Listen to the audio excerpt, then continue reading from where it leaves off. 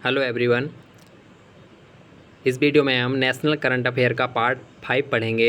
ये हमारी national current affair की सीरीज़ है जिसे 7 या 8 वीडियो में कंप्लीट कर दिया जाएगा और इसमें 1 जनवरी 2023 से आज तक का अपडेट है। डेली इसमें करंट अफेयर नोट किया जाता है।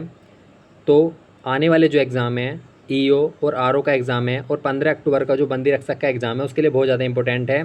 तो वीडियो को लास्ट तक देखें। स्टार्ट करते हैं। नया संसद भवन जो है अभी हमारा हाल ही में बना है। इसमें अभी पहला विधेयक संसद का एक विशेष सत्र भी हुआ है जिसमें एक विधेयक महिला आरक्षण का वो भी पारित किया गया है। तो इसके बारे में देख लेते हैं। नया संसद भवन यहाँ से क्योंकि प्रश्न आएंगे एग्ज़ाम में। तो जो इसके वास्तुकार हैं ये पिछले कई एग्ज़ाम में पूछे भी जा चुके हैं। जो अन्य स्टेट में एग्ज़ाम हुए हैं तो वहाँ पे पूछा गया है कि नया जो संसद भवन है उसके वास्तुकार कौन है। तो बिमल पटेल जो हैं, ये बहुत ज़्यादा इंपॉर्टेंट प्रश्न है। बिमल पटेल जो हैं नए संसद भवन के वास्तुकार हैं। नए संसद भवन का जो उद्घाटन हुआ है वो बीडी सावरकर विनायक दामोदर सावरकर की 140वीं जयंती 28 मई 2023 पर जो है उसका उद्घाटन हुआ है। 75 रुपये का सिक्का जारी किया गया है। 75 रुपये का सिक्का जो है नया संसद भवन के उद्घाटन पर जारी किया गया है। इसका आकार जो वो त्रिभुजाकार है। क्षेत्रफल की बात करें तो 64,500 वर्ग मीटर जो है इसका क्षेत्रफल है। डिज़ाइन की बात करें तो डिज़ाइन जो है HCP design and planning company ने दिया है। निर्माण की बात करें तो टाटा लिमिटेड ने जो है 971 करोड़ रुपए खर्च हुए हैं इसके ऊपर और इसका निर्माण जो है वो टाटा लिमिटेड ने किया है। एक सेंट्रल विस्टा परियोजना है जिसके अंतर्गत ये भवन बनाए जाते हैं। तो नया संसद भवन जो है वो सेंट्रल विस्टा परियोजना का ही एक हिस्सा है। इसमें 1272 सीट है जिसमें 888 सीट लोकसभा की हैं और राज्यसभा की सीट जो है वो 348 हैं। तो ये सारे जो फैक्ट हैं नए संसद भवन से इम्पोर्टेंट है और इसमें जो है एक विशेष सत्र अभी आयोजित किया गया था जिसमें महिला आरक्षण का जो है विधेयक पारित किया गया है। अगला देख लेते हैं। वंदे भारत ट्रेन की बात करें तो पहली वंदे भारत ट्रेन 19 फरवरी 2019 से नई दिल्ली से वाराणसी के बीच चली थी। पूर्वोत्तर की पहली जो है वंदे भारत ट्रेन वो गुवाहाटी से न्यू जलपाईगुड़ी तक चली है 29 मई 2023 को। दक्षिण भारत की पहली वंदे भारत ट्रेन चेन्नई से मैसूर तक चली है और उत्तराखंड की जो पहली वंदे भारत ट्रेन है वो है देहरादून से दिल्ली तक चली है। ICF चेन्नई ने जो है वो 75 ट्रेनों का निर्माण का लक्ष्य रखा है जबकि 100 वंदे भारत ट्रेन का लक्ष्य फ्रांस की कंपनी एल्स्टॉम को दिया गया है। तो वंदे भारत ट्रेन जो है लगातार चलाई जा रही हैं। एक यहाँ से भी इम्पोर्टेंट फैक्ट है। अभी कुछ दिन पहले हाल ही में आम आदमी पार्टी को जो है राष्ट्रीय पार्टी का दर्जा दिया गया है।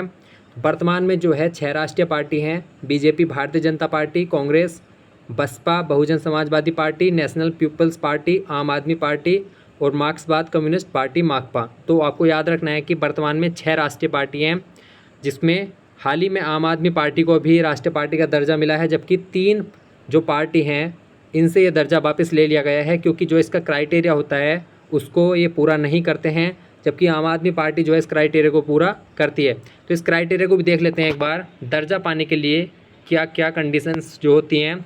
लोकसभा या विधानसभा चुनाव अगर होते हैं तो राजनीतिक दल है उसको न्यूनतम किन्हीं 4 राज्यों में कुल वैध मतों का 6% और लोकसभा की 4 सीटें जीतना आवश्यक हैं।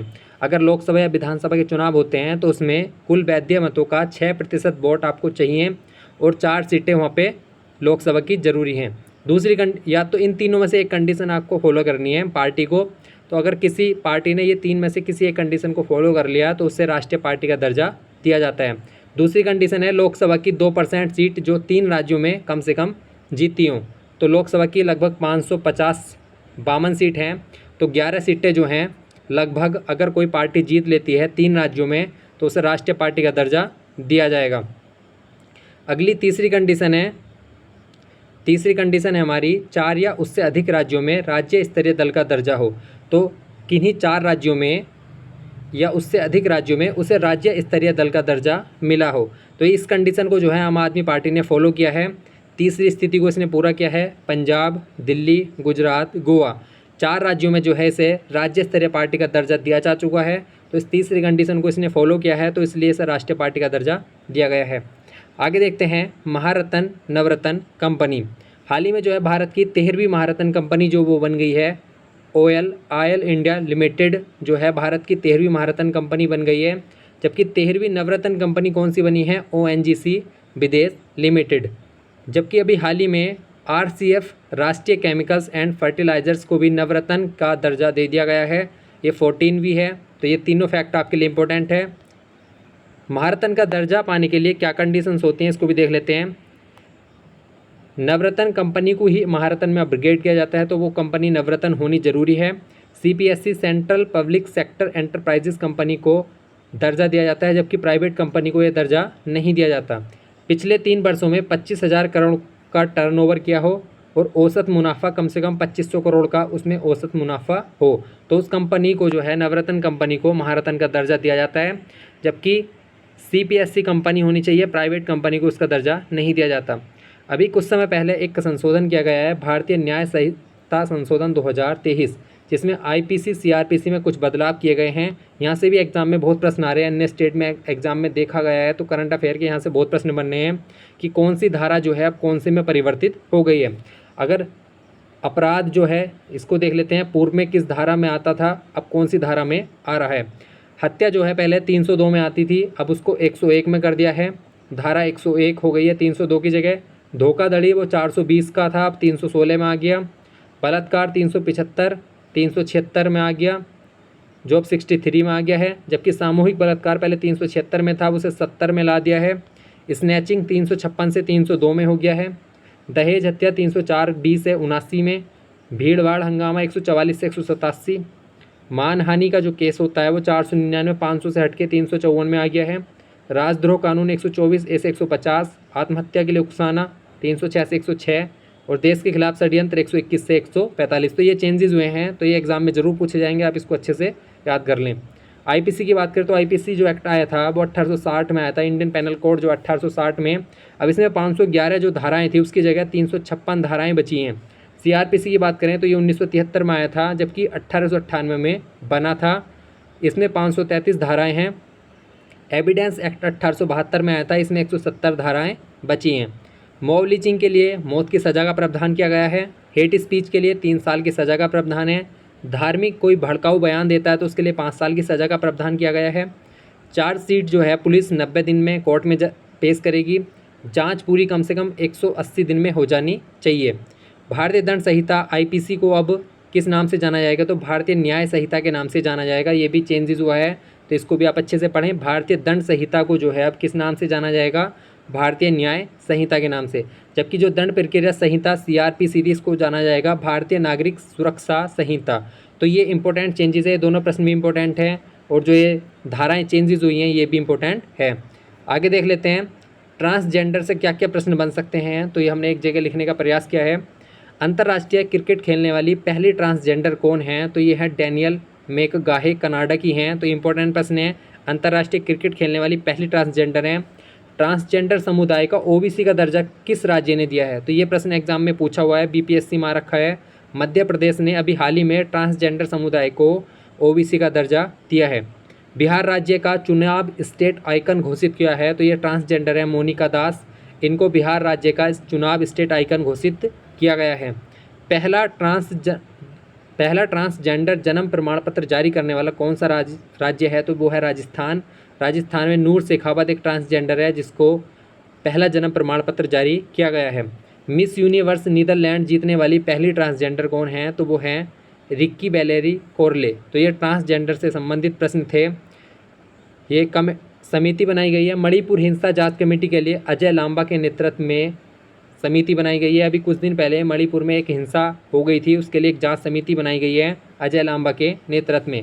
हिंडनबर्ग रिपोर्ट जो है ये अडानी ग्रुप जो था उस पर हेरा फेरी का आरोप लगाया था हिंडनबर्ग रिपोर्ट ने, उसके लिए अभय मनोहर स्प्रे के नेतृत्व में जो है कमेटी बनाई गई है।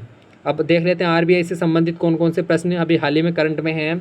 तो RBI द्वारा जारी डिजिटल रुपया मुद्रा शुरू करने वाला पहला नगर निगम कौन सा बना है, तो पटना है।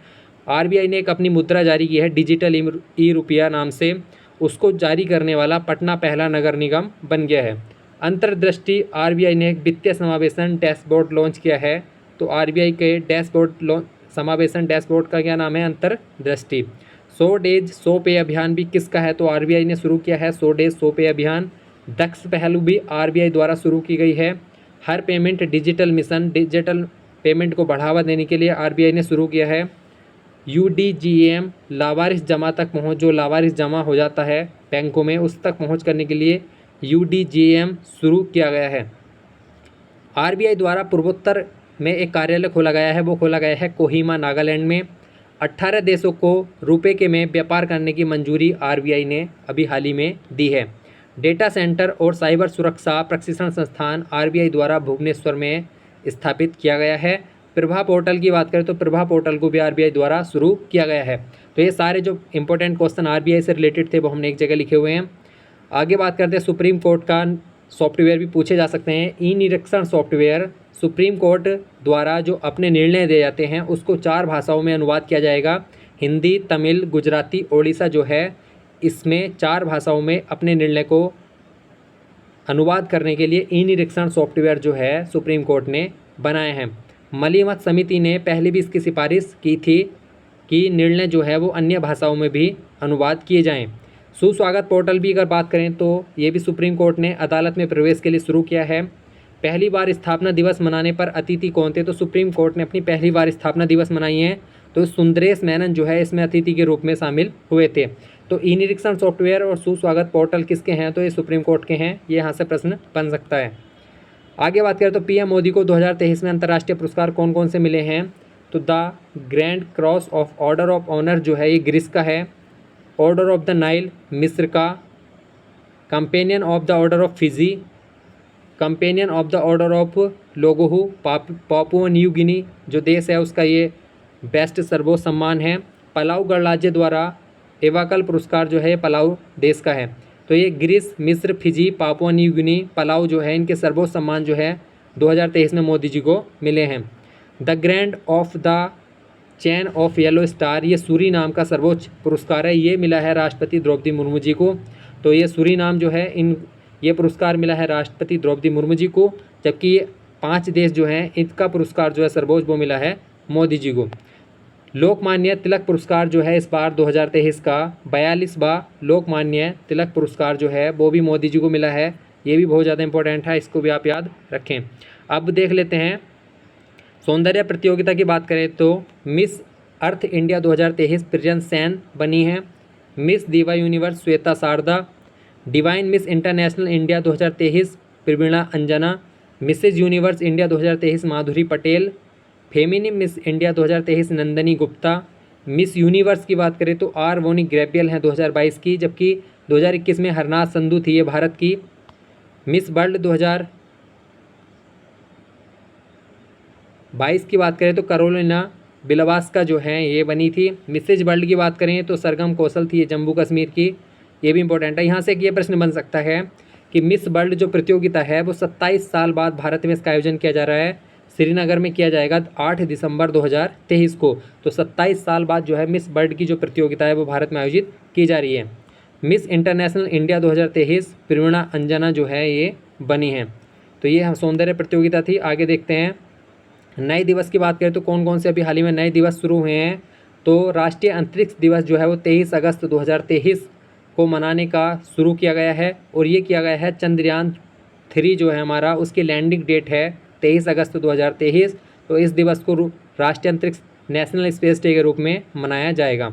विश्व सतत परिवहन दिवस जो है वो 26 नवंबर को, अंतर्राष्ट्रीय बायोस्फीयर दिवस 3 नवंबर, मैत्री दिवस जो है वो 6 दिसंबर को, और भाला फेंक दिवस ये शायद 7 अगस्त है, इसको देख लेना एक बार। परिवर्तित नाम जो है अगर हाल ही में जो परिवर्तित नाम हुए हैं, नेहरू मेमोरियल संग्रहालय पुस्तकालय जो है उसका नाम PM संग्रहालय एवं पुस्तकालय कर दिया है। इतवारी रेलवे स्टेशन का नाम सुभाष चंद्र बोस स्टेशन, अहमदनगर ज़िले का नाम अहिल्याबाई होलकर नगर, शिवमोग्गा हवाई अड्डा जो गोवा में है कुपेम्पू हवाई अड्डा कर दिया है। औरंगाबाद शहर जो है इसका नाम छत्रपति शिवाजी नगर, मुगल गार्डन अमृत उद्यान कर दिया है इसका नाम। हैरिस पार्क जो सिडनी ऑस्ट्रेलिया में है इसका नाम कर दिया है लिटिल इंडिया। अब सूचकांक की बात करते हैं। प्रदर्शन ग्रेडिंग इंडेक्स जो है उच्चतम ग्रेड दक्ष जो है 940 अंक से अधिक में कोई राज्य नहीं आया है। 1000 में से 940 अंक से ऊपर कोई राज्य नहीं है, जबकि 641 से 700 तक पंजाब चंडीगढ़ राज्य इसमें आए हैं। राज्य ऊर्जा दक्षता सूचकांक की बात करें तो फ्रंट रनर श्रेणी जो है 60 से ऊपर की उसमें 5 राज्य हैं शामिल। अचीवर श्रेणी में 50 से 60 के बीच में 4 राज्य हैं। स्वच्छ सर्वेक्षण रिपोर्ट आई है अभी हाल ही में, तो सबसे स्वच्छ शहर है वो इंदौर है और सबसे स्वच्छ राज्य वो है मध्य प्रदेश। आगे बात करते हैं खेल खिलाड़ी की, इससे संबंधित प्रश्न कौन कौन से हैं। तो भारत की पहली महिला कबड्डी लीग 2023 का आयोजन दुबई में हुआ है। तो भारत की पहली महिला कबड्डी लीग हुई थी ये, इसका आयोजन दुबई में हुआ है। विश्व के सबसे कम उम्र के फाइड रेटेड शतरंज खिलाड़ी कौन बने हैं। तो तेजस तिवारी उत्तराखंड के जो हैं विश्व के सबसे कम उम्र के फाइड रेटेड शतरंज खिलाड़ी बन गए। तो ये उत्तराखंड से संबंधित प्रश्न है, इसलिए इंपॉर्टेंट है। उल्लास ऐप जो है ये शिक्षा मंत्री धर्मेंद्र प्रधान द्वारा शुरू किया गया है लोगों को बुनियादी शिक्षा उपलब्ध कराने के लिए। ई सारस ऐप जो है ग्रामीण विकास मंत्रालय का है, स्वयं सहायता महिलाओं के उत्पाद ई कॉमर्स से जोड़ने के लिए।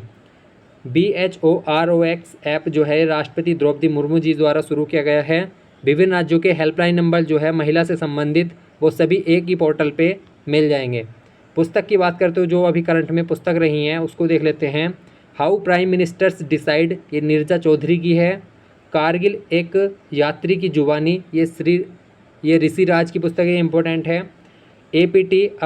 APJ Abdul Kalam memories never die, APJ Abdul Kalam memories never die, तो ये नसीमा मकरियार YS राजन की पुस्तक है।